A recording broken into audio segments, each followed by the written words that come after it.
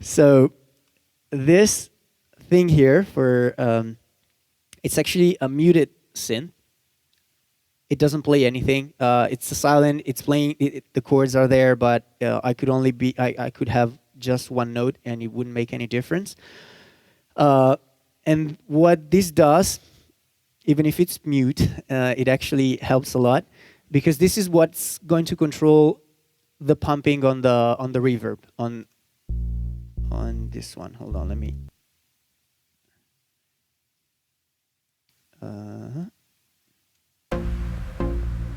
Actually, let me just put the virus chords for now.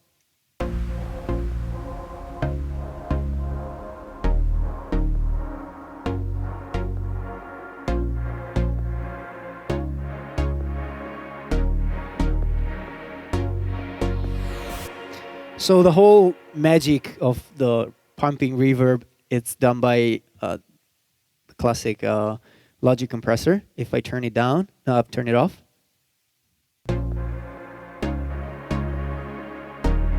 It sounds awful. I mean, it sounds like it's wrong. It doesn't give any atmosphere.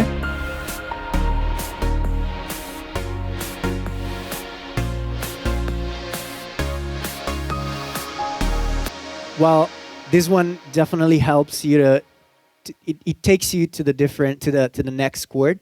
It gives some, I don't know, it makes the scene kind of breathe at the same time. I think it's a really cool effect. Well,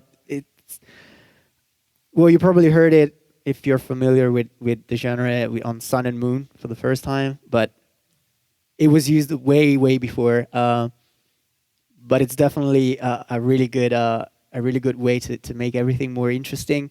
And yeah, I really think that gives this kind of breathe feeling to the song. It makes it like alive somehow. It makes the lead alive.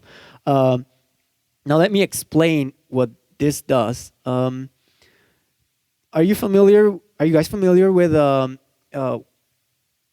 envelopes on synth? Like what's attack, decay, sustain, release? Yep. Who doesn't know that? You did your homework. Right, cool. So in order to have some, especially on the lead, in order to have something that has a good flow, there's always have to be a little bit of release, because otherwise the sound, it's really stuttery.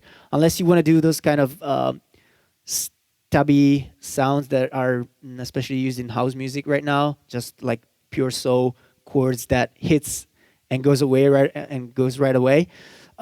In that case, you don't want to have any release. But for trance or even house, but I mean any kind of music, if you want to have some sound that actually gives some idea of continuity, let's call it this way, some release, it's always good to have. So when we have release on all our sound, of course we have a longer kind of block, a longer block of sound. Okay, so in order to automate and have the pumping on the reverb, we don't want any release, because this reverb is so compressed, like there's a lot of gain reduction here, that it will react to everything, even if it's like the shortest release. Well, this is done on purpose, like because I want it to react a little bit after. But if I would have a release like this,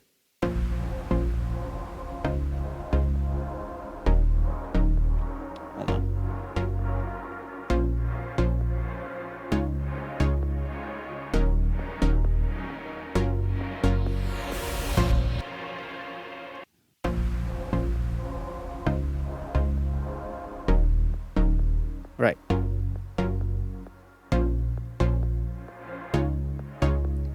See that you hear that the reverb is starting to react differently, because there's the release that's bothering us. Okay, we don't have the right time. The song is not breathing right, and if I would have used any of these sounds, the release would have bothered me that way. So what I did, it's basically a ghost track. This is not playing, but it gives me the right trigger, the trigger that I want, and I can do anything I want with it. People won't hear it because it's not going anywhere. It's going in this bus and it doesn't have any output. So here you see no output. So the sound is still there. You can hear it. You can see it here, but it's not going anywhere. So there you go. It's mute. But I can do whatever I want to it, and I can have a better control on my compressor, and I can say, okay, now you react at this release, and this is the actual release that it will react to. It won't react to the release of the synthesizer. It will react to the release of the compressor, which are completely different things, but they're gonna mess with each other if this is too this is too high. So once again, there you go.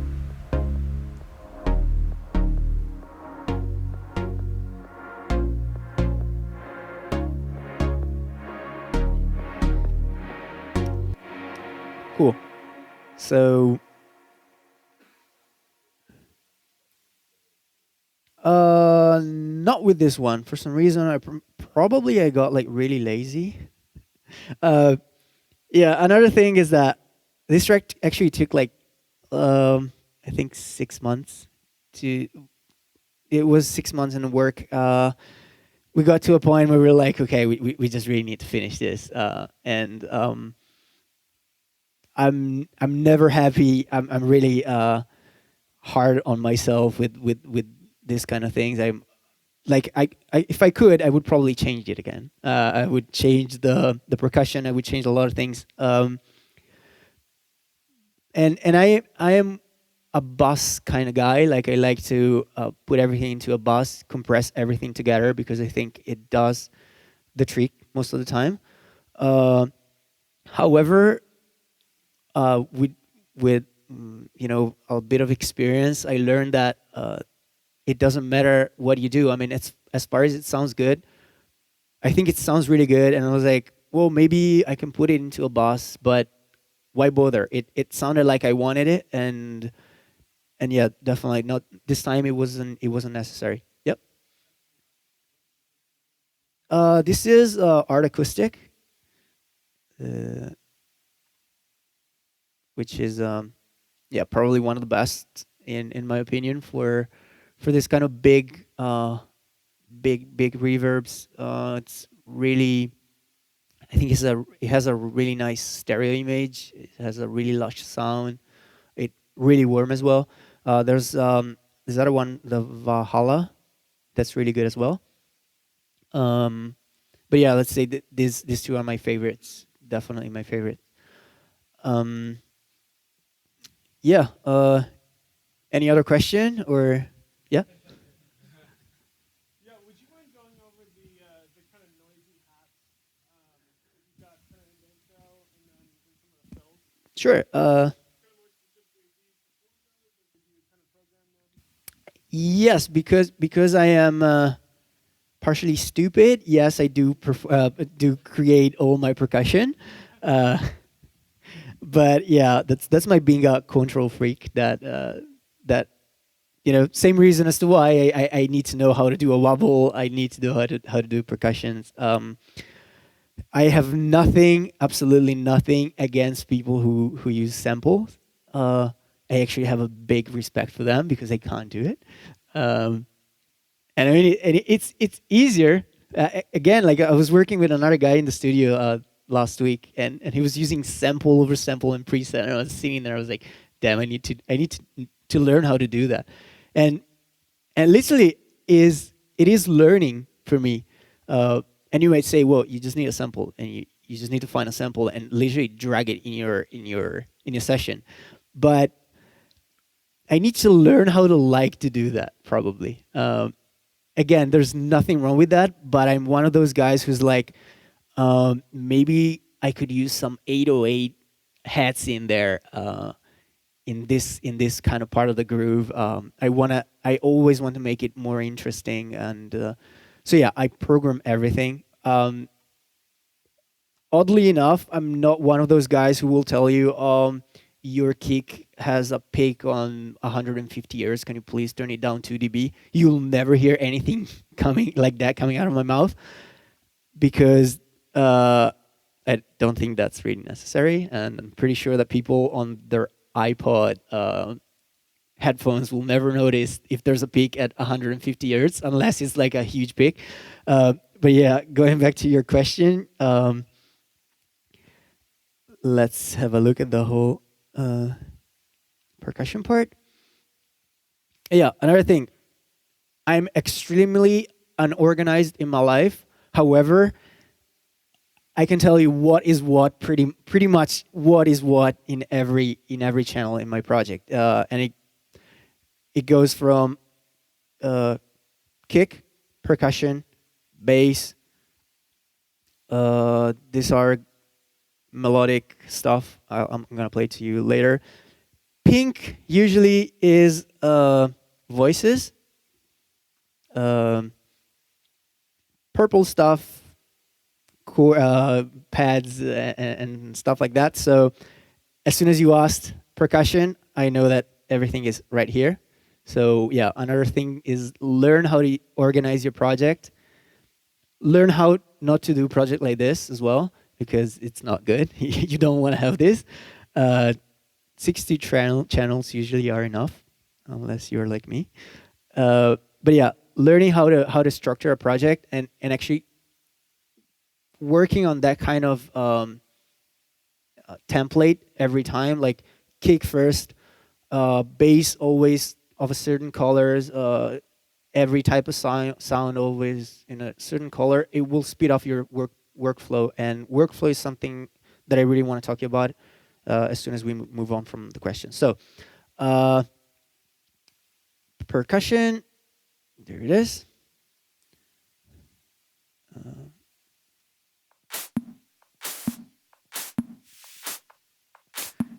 Okay, it starts with mainly just claps, and there's a cutoff on the hi-hats. One of the things I really love to do is use a really simple white noise as a clap. Of course, it's layered with another clap. So it's this guy. It's yes, you do have. You can hear it's pretty spread out stereo, right? As a clap. So this gives the stereo part of a clap, and this is gonna give a little bit of a body. And also you can play with the length of the clap. So if you look at the, oops, sorry, wrong one.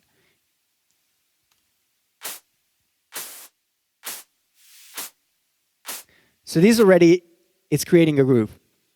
Just the clap on its own, it's giving a little bit of a movement. It's not just this boring thing.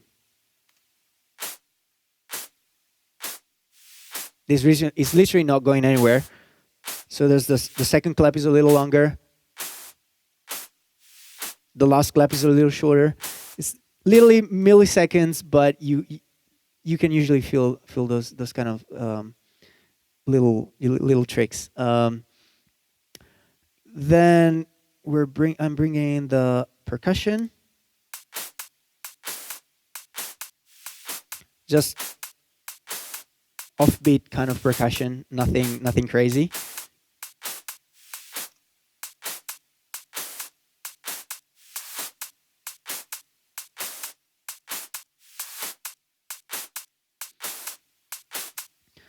Then this is battery, but I should have I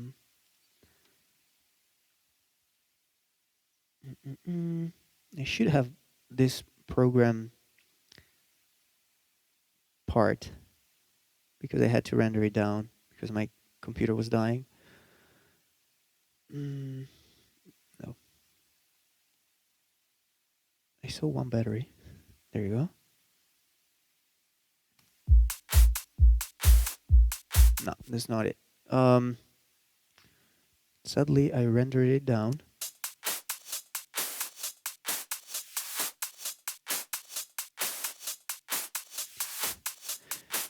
Well, what I usually start with is setting the kick, clap, and offbeat, which means, hold on, let's see.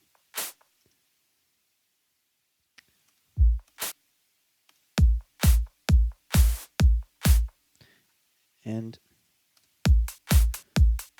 when I do percussion, this is what I start with. Really simple. From there, I can say, okay, I want more hi-hats all around the place, and I can start programming other stuff. Let's see if I can show you some programmed stuff.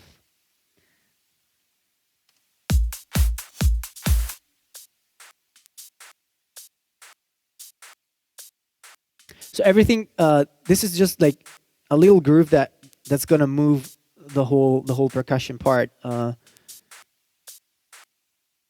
maybe take off the kick. That's the thing that maybe.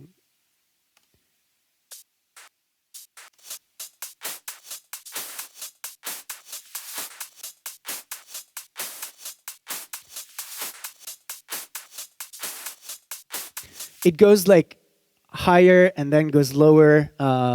It creates a little bit of an up and down kind of movement, so it drives you to the groove. It helps. Then what's this?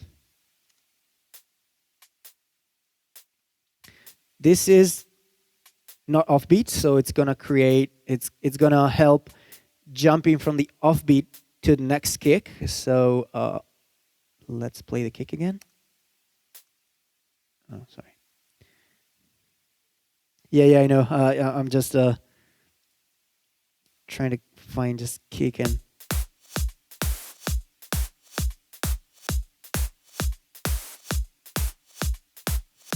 Let me find an offbeat.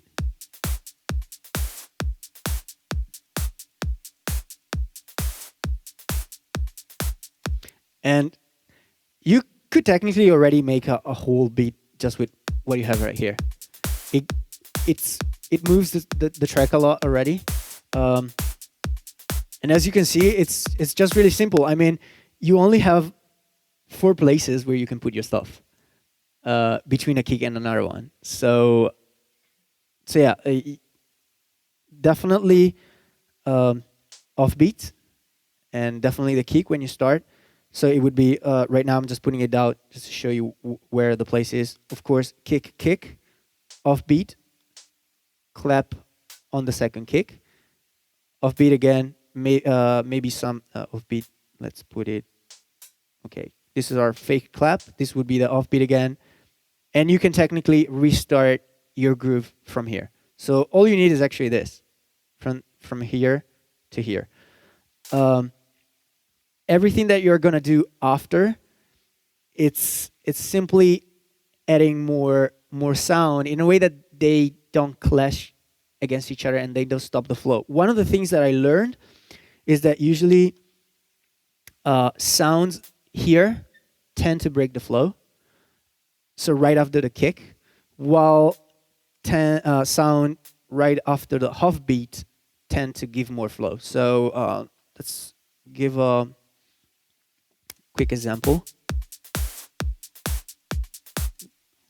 Logic failed on me.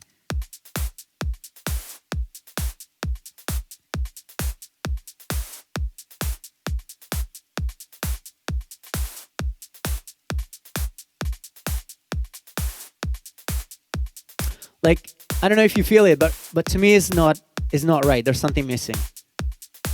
And okay, you can say, well, you have one here. Well, yes, but it's really quiet. It's helping with a little bit of movement, and it's one out of